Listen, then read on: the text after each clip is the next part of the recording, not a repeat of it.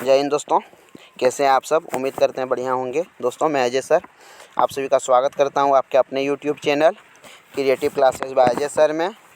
दोस्तों आज के इस वीडियो में हम लोग पढ़ेंगे math pedagogy previous year question, जो कि दोस्तों सीटेट एग्ज़ाम में पूछा गया है। कब पूछा है दोस्तों, तो ये क्वेश्चन पूछा गया है 20/12/2021 को जो एग्ज़ाम लिया गया था सीटेट के द्वारा, जो कि एग्ज़ाम ऑनलाइन हुआ था दोस्तों। तो ऑनलाइन का ही ये क्वेश्चन है, प्रीवियस ईयर क्वेश्चन। तो चलिए वीडियो को बिना लेट किए स्टार्ट किया जाए।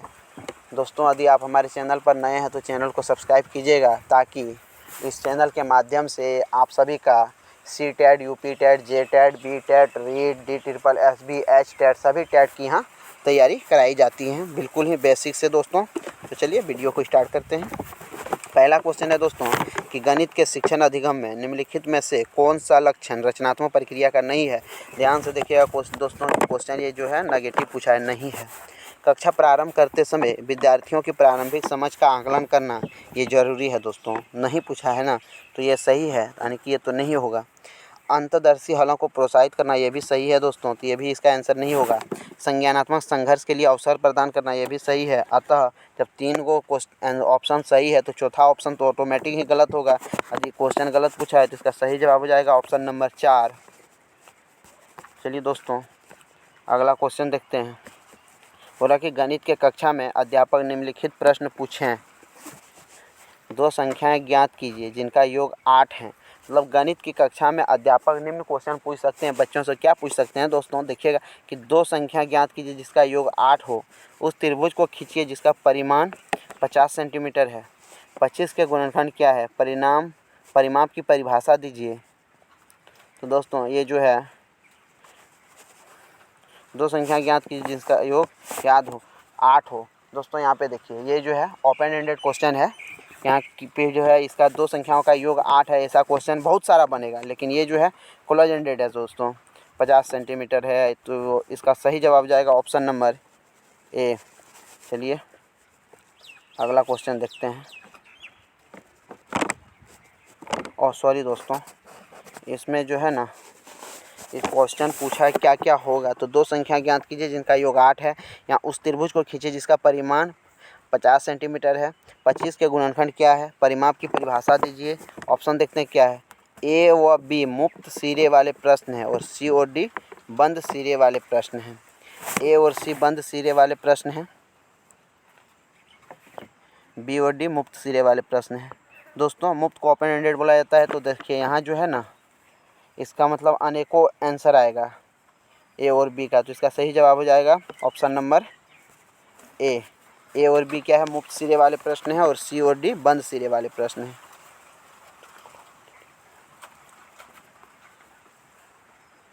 चलिए अगला क्वेश्चन देखते हैं दोस्तों।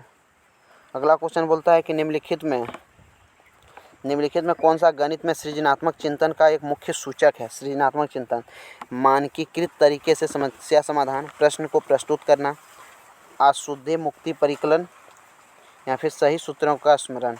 तो इसका सही जवाब हो जाएगा प्रश्न को प्रस्तुत करना। चलिए अगला क्वेश्चन देखते हैं। वैन हिल की त्रिविम ज्यामिति समझ के अनुसार किस स्तर पर बच्चे को कि यह स्वीकार करने की संभावना अधिक है कि वर्ग एक आयत भी है। किस वर्ग पे बच्चा जो है दोस्तों कि मतलब वो पहचान लेता है जो वर्ग जो होता है वह एक आयत भी होता है। स्तर 0 दृश्यीकरण में, स्तर 1 विश्लेषण में, स्तर 2 संबंध में। देखिए एक स्पष्ट क्लियर कर दिया है कि वर्ग और आयत में क्या करता है बच्चा, संबंध स्थापित कर लेता है। तो इसका सही जवाब क्या हो जाएगा ऑप्शन नंबर 3। चलिए अगला क्वेश्चन है दोस्तों कि निम्नलिखित में से किसको पूर्ण संख्याओं के योग तत्समक के रूप में उल्लेखित किया जाता है। किसको पूर्ण संख्याओं के योग तत्समक के रूप में उल्लेखित किया जाता है। 0, 1, स्वयं संख्या का ऋणात्मक। तो इसका जो हो जाएगा 0 है दोस्तों, आंसर इसका 0 हो जाएगा। 0 को हम पूर्ण संख्याओं के योग तत्समक के रूप में यूज करते हैं। चलिए अगला क्वेश्चन कि निम्नलिखित में से कौन से कथित कथन उचित है? निम्न में से कौन सा कथन उचित है? अवलोकन और संबंधों को पहचानने से प्राथमिक कक्षा के विद्यार्थियों द्वारा गणितीय ज्ञान का सृजन किया जाता है। अवलोकन और संबंध को पहचानने से प्राथमिक कक्षा में जो विद्यार्थी पढ़ते हैं मेरे भाई, उसका गणितीय ज्ञान का सृजन किया जाता है। ठीक है। गणित का अधिगम एक सामाजिक प्रक्रिया है जिसमें संवाद और वार्ता परिक्रमण सम्मिलित हैं। गणित के अधिगम में तर्क वितर्क की महत्वपूर्ण भूमिका है। कक्षा में गणितीय समझ के सृजन में संस्कृत की कोई भूमिका नहीं होती है। तो इसका सही जवाब हो जाएगा दोस्तों, कक्षा में जो होता है ना, गणित का संस्कृत से कोई भूमिका नहीं होता। तो ये इसका नहीं होगा, बाकी ये तीनों हो जाएगा कि ABC जिसमें वही इसका सही जवाब हो जाएगा। तो ABC ऑप्शन नंबर 3 में है, सही जवाब हो जाएगा। चलिए अगला क्वेश्चन बोला कि प्राथमिक स्तर पर ज्यामिति पाठ्यक्रम के विषय में निम्नलिखित में से कौन सा कथन सत्य है? ज्यामिति को 2 आयाम आकृति जैसे कि वृत्त, वर्ग, त्रिभुज आदि की पहचान तक ही सीमित रखना चाहिए। उपयुक्त परिभाषाओं का परिचय देना चाहिए।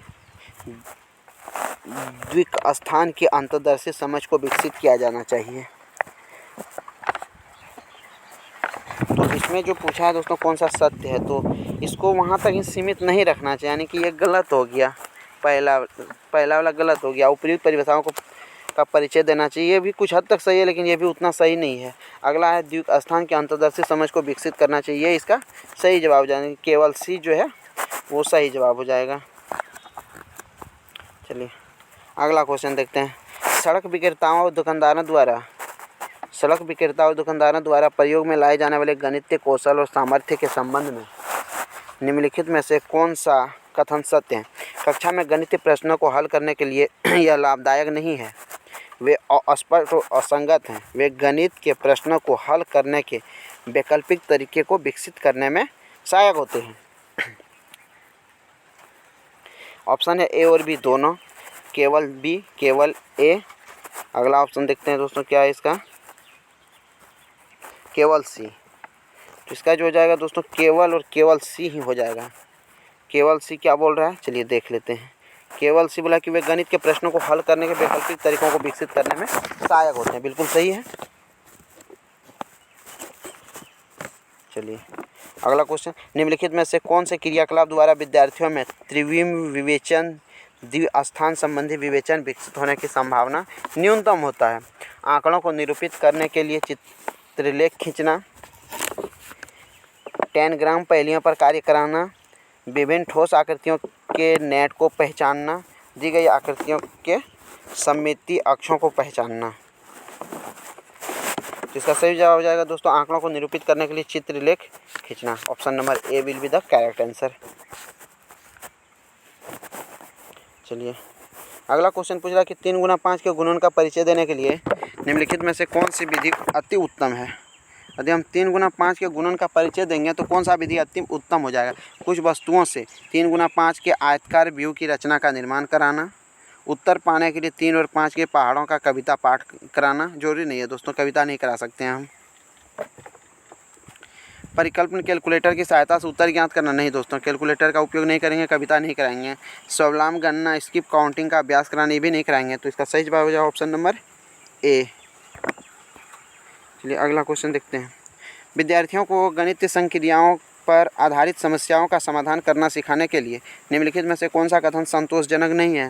क्वेश्चन नेगेटिव पूछा गया दोस्तों, इसका जवाब भी नेगेटिव होना चाहिए।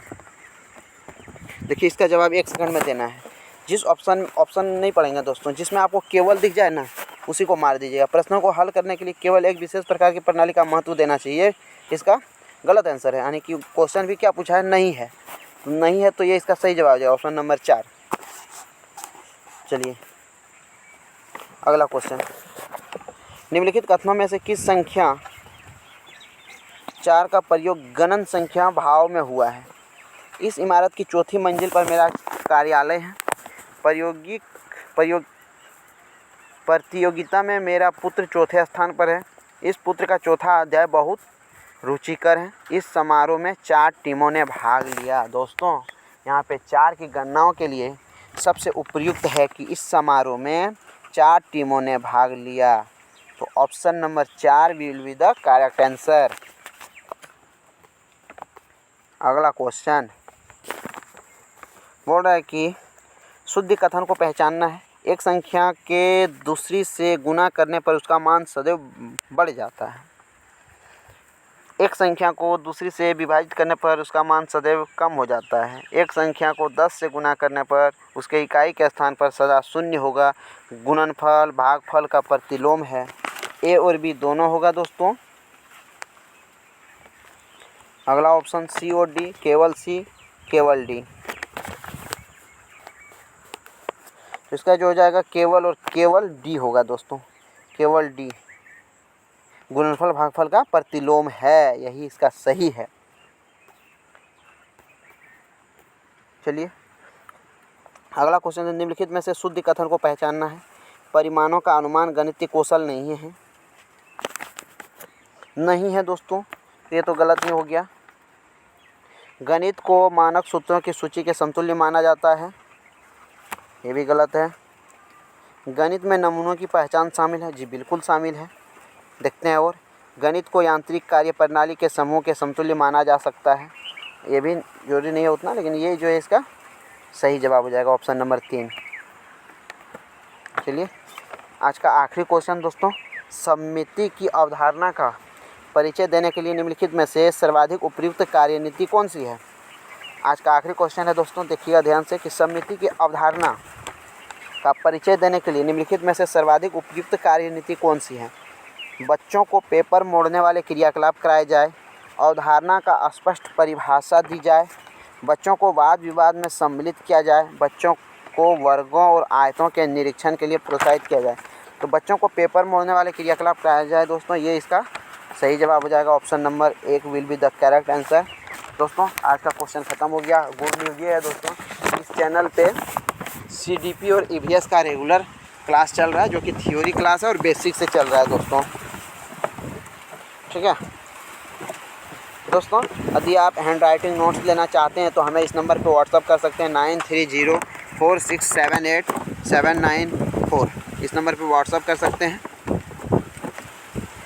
चलिए दोस्तों आज की क्लास ख़त्म होते हैं, जल्द ही मिलते हैं एक नई वीडियो के साथ। तब तक जय हिंद, वंदे मातरम।